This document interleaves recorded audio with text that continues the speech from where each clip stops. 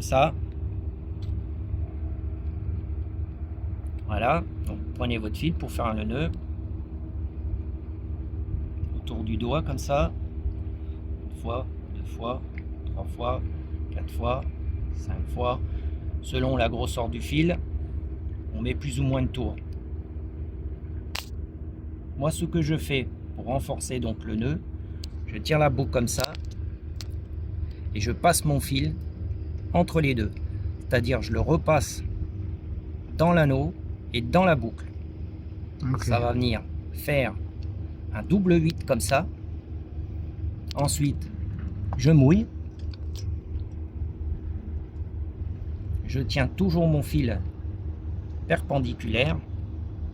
Je tiens le tout et je pousse pour pas que ça vrille le fil. Voilà, je pousse, je pousse, je pousse. Et voilà. Et après,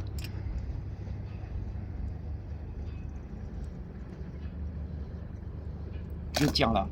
Et quand en fait on tire, ici ça vient faire une double boucle là, et là, voilà. Ça fait un système, plus on tire, plus ça serre. Et ici ça s'est doublé. Là au niveau du... Donc ça c'est un nœud qui est très très bien, qui tient. Et après, en coupant, on s'assure de laisser un petit morceau de fil quand même. Voilà.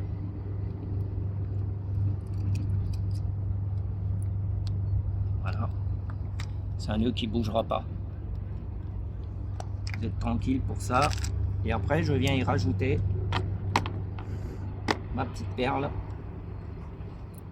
qui va venir se mettre par-dessus. Voilà.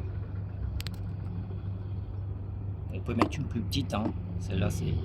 Comme j'ai mis un plomb de 90 grammes coulissant, ça va venir amortir mon plomb coulissant.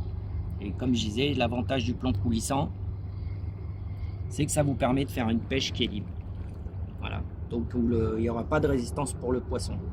La seule chose que moi j'ai fait, c'est que j'ai rajouté un petit stop ici qui permet de laisser un battement.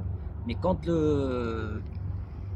afin d'éviter les décrochages des poissons, quand le plomb va venir au bout d'un moment, le poisson va tirer, paf, il va venir buter dans le petit stop qui est là, ce qui fait que ça fera l'autoferrage du poisson.